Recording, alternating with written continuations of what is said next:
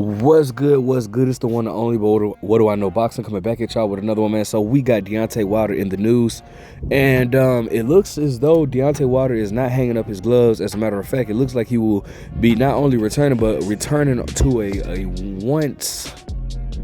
a network that only held one fight, but in BLK Prime or whatnot.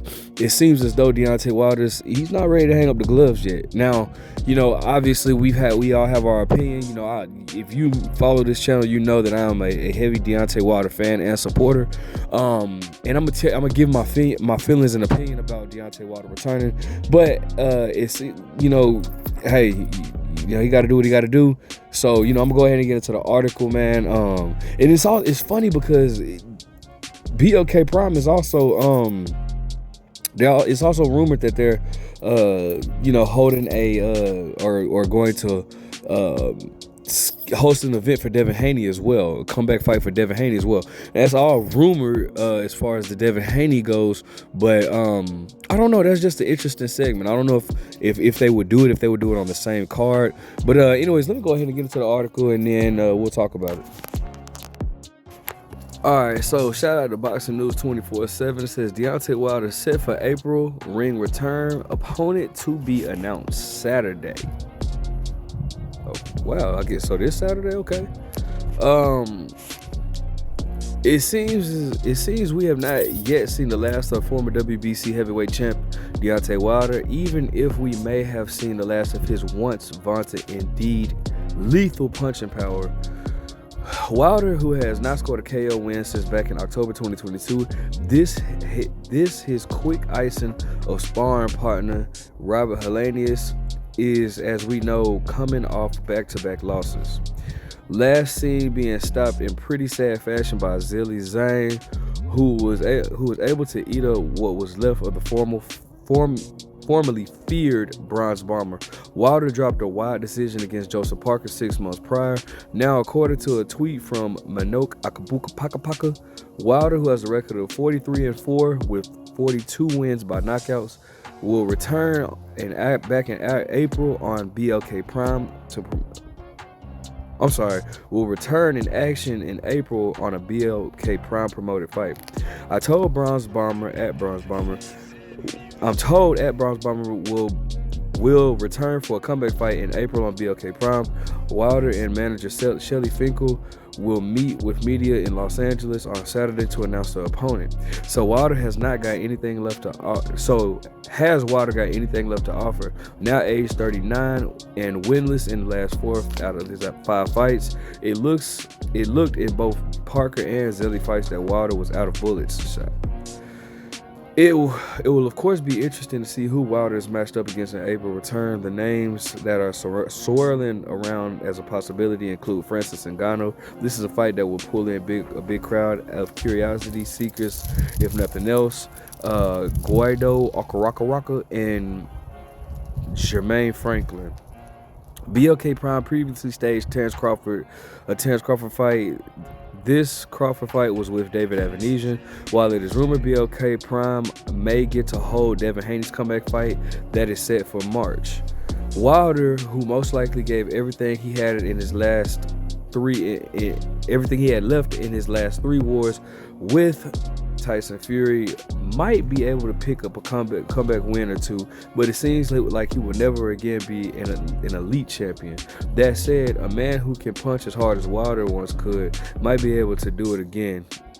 Can never be completely written off. All right, so let's talk about it. All right, so shout out to Boxing News 24/7. It says Haney vanishes from spotlight. BLK Prime fight confirmed. Devin Haney will be fighting next on BLK Prime on March 25th. It was announced on BLK Prime social media account today. This isn't a good move for Devin Haney if he wants to be seen by fans. He should be fighting on one of the major networks like DAZN or ESPN. Retreating to BLK Prime will keep him hidden. I'm not too fond of him fighting on BLK Prime, but if they finna give that man the money, then he gotta, you gotta do what you gotta do. You gotta go where the money at. If they offering him the most money, then shit, you can't knock him for doing it, right? But hopefully he can resurrect his career at some point, because it doesn't look good for right now. I don't want to get into that. Let me see. I don't want to get into all that.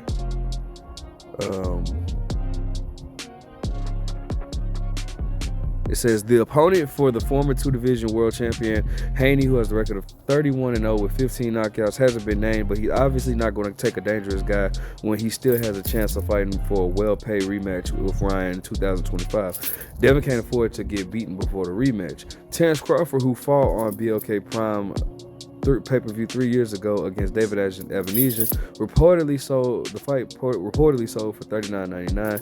If Devin Haney fights on March goes for the same price, some fans might be interested in purchasing the event if he faces someone good.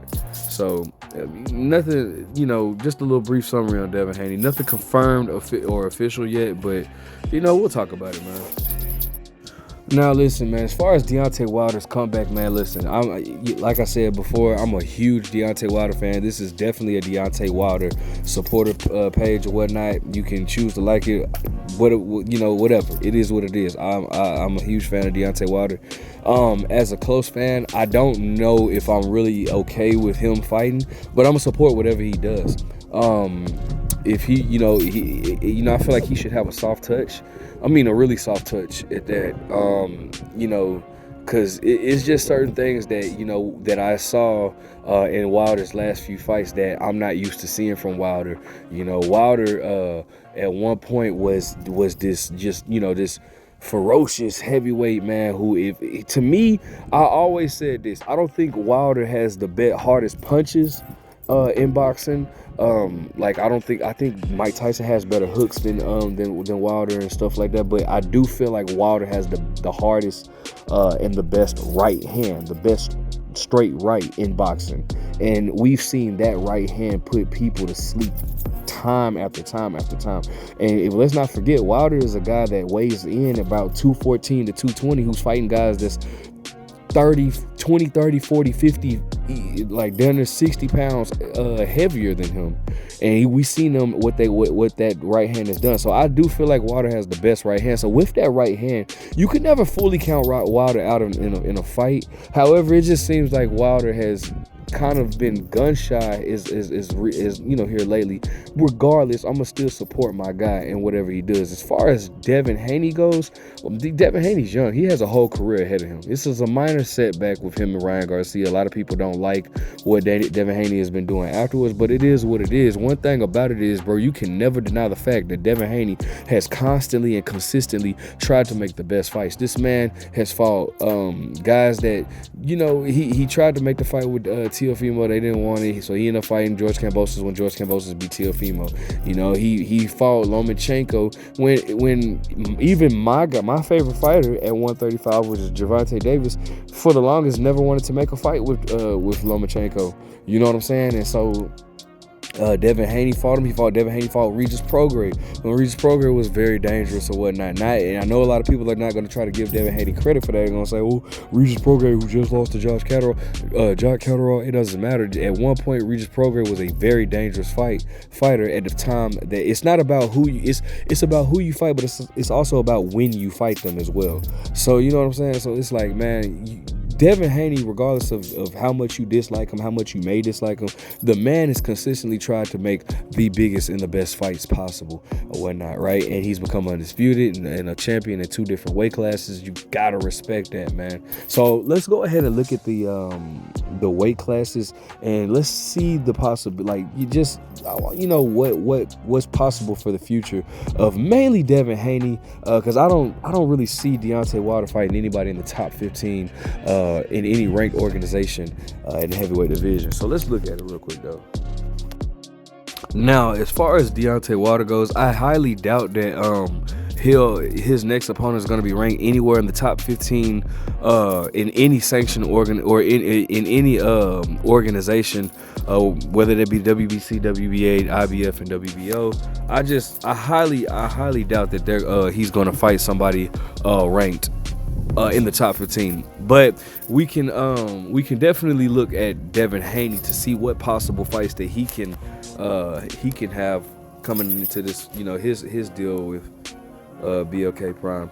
I mean, and again, bro, a lot of people are gonna clown them and say stuff like, "Oh, they're fighting on BLK Prime." But listen, bro, you got to go where the money is, and obviously, Devin Haney is not happy with what is being offered to him as a comeback fight for. You know, I think they was talking about fighting. Devin Haney was talking about fighting Sandor Martin as a comeback fight. You know, and that's not. I'm not gonna sit here and say that. That's not like a big fight. But I do feel like it's a necessary fight. You know what I'm saying? I'm not mad at Devin.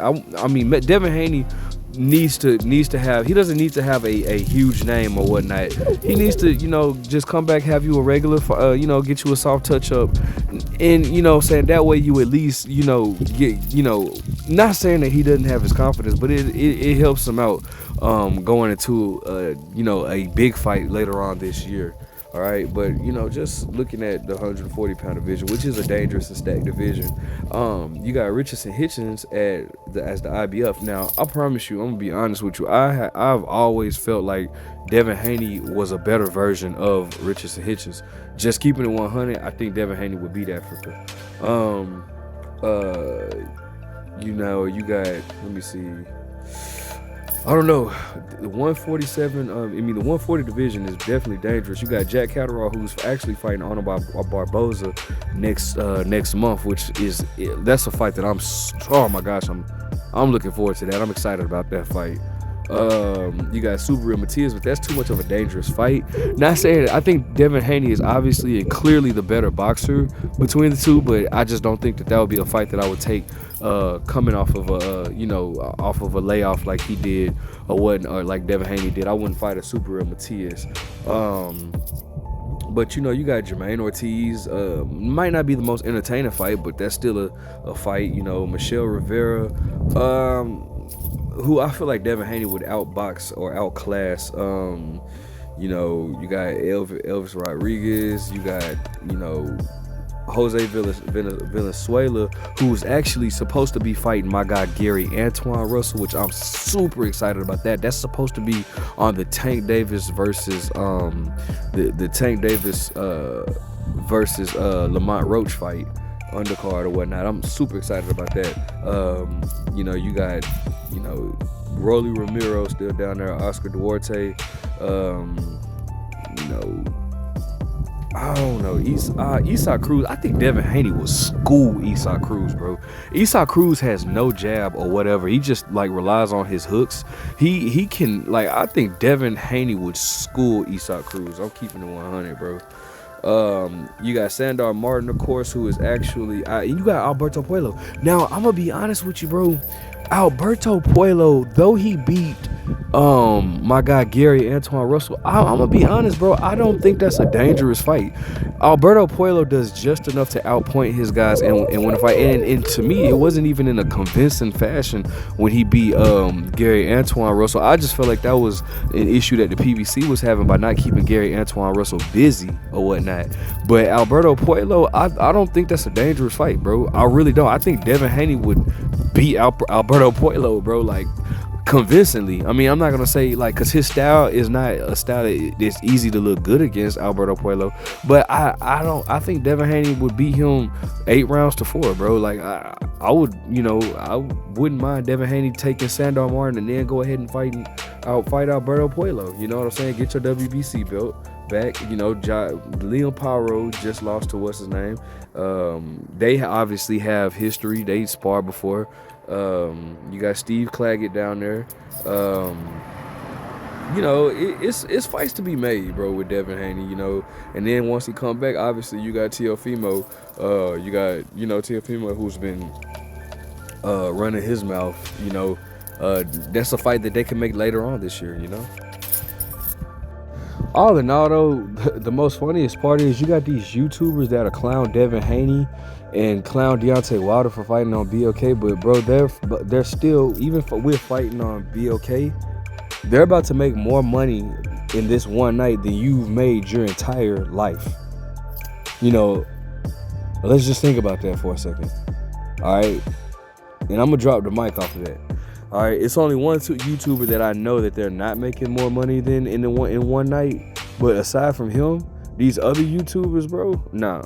You know what I'm saying? So I'm gonna drop the mic on that. Let me know what you guys think. Make sure you guys like, comment, subscribe. But what do I know?